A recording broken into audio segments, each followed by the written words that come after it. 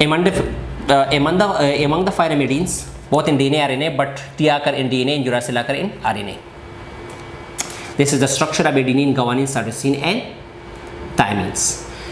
अब क्या होता है जब पेंटोज शुगर के साथ कार्बन नंबर 1 पे नाइट्रोजीनियस बेसिस अटैच होते हैं थ्रू ग्लाइकोसिडिक लिंकेज, इस स्ट्रक्चर को हम कहते हैं nucleosides.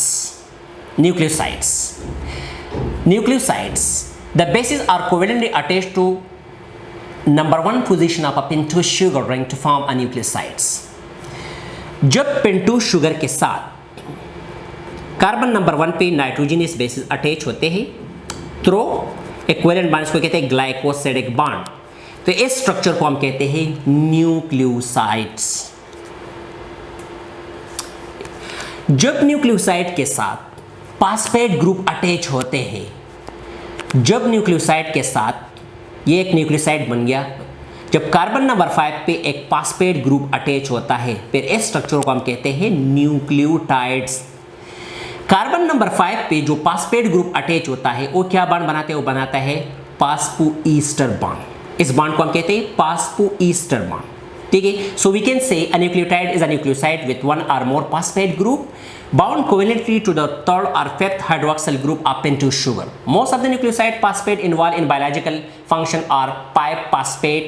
Since 5-phosphate are most often seen, they are written without any prefixes. ये होता है, ये एक हमारे पास एक राइबो न्यूक्लियोटाइड है. यहाँ पे एक ribose sugar, D ribose sugar है.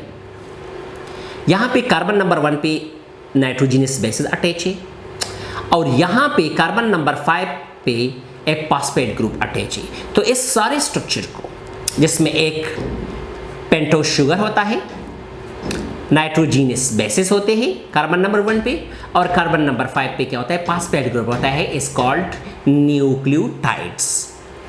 ठीक है, तो न्यूक्लियोटाइड की अगर फिर बात करें, एक होता है राइबो न्यूक्लियोटाइड, एक होता है डीऑक्सी राइबो न्यूक्लियोटाइड. तो ये आरएनए का है और ये डीएनए का है. ठीक है, उसकी नॉमेनक्लेचर हम कैसे करेंगे?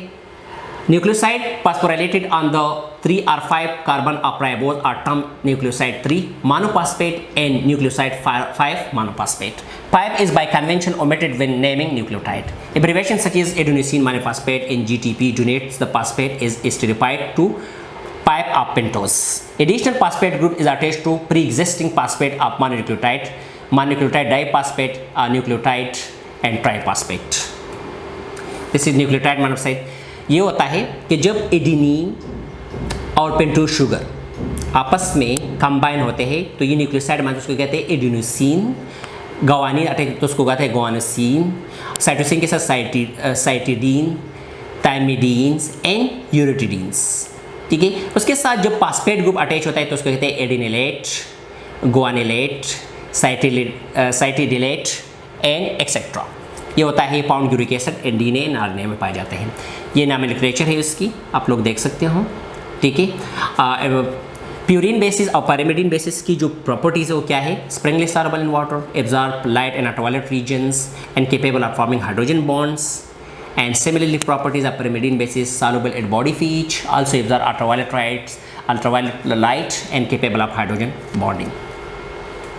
ठीक है, so we can say that nucleotides क्या है? Nucleotides are organic compound composed of 3 components. Number 1 pentose sugar, second nitrogenous basis, and number 3 phosphate group. Pentose sugar जो होता है 5 कार्बन शुगर होता है. ये 2 टाइप से होता है, एक राइबोज होता है, एक डीऑक्सी राइबोज होता है. राइबोज होता है आरएनए में पाया जाता है और डीऑक्सी राइबोज डीएनए में पाया जाता है. डीऑक्सी राइबोज में एक ऑक्सीजन कम होता है. नाइट्रोजनस बेसिस ये भी ऑर्गेनिक कंपाउंड है, इसमें कार्बन रिंग होते हैं और कहीं कहीं पे नाइट्रोजन लगा होता है. इसके 2 टाइप्स है, एक होता है प्यूरिन बेसिस और एक होता है pyrimidine बेसिस. प्यूरिन बेसिस जो होता है, प्यूरिन बेसिस एडेनिन और गुआनिन उसको डबल रिंग स्ट्रक्चर बेसिस है और उसको कहते हैं फ्यूरिन बेसिस. और pyrimidine बेसिस जो होता है सिंगल रिंग स्ट्रक्चर बेसिस है और ये है एडेनिन गुआनिन pyrimidine बेसिस जो होता है ये 3 टाइप्स के होता है, थायमिन, साइटोसिन एंड यूरासिल. जब पेंटोज शुगर और नाइट्रोजीनियस बेसिस अटैच होते हैं, इस स्ट्रक्चर को हम कहते हैं न्यूक्लियोसाइड. और जब न्यूक्लियोसाइड के साथ फास्फेट ग्रुप अटैच होता है थ्रू फास्फोईस्टर बॉन्ड, इस स्ट्रक्चर को हम कहते हैं न्यूक्लियोटाइड। जब बहुत सारे न्यूक्लियोटाइड आपस में कंबाइन होते हैं तो ये बना देते हैं पॉलीन्यूक्लियोटाइड।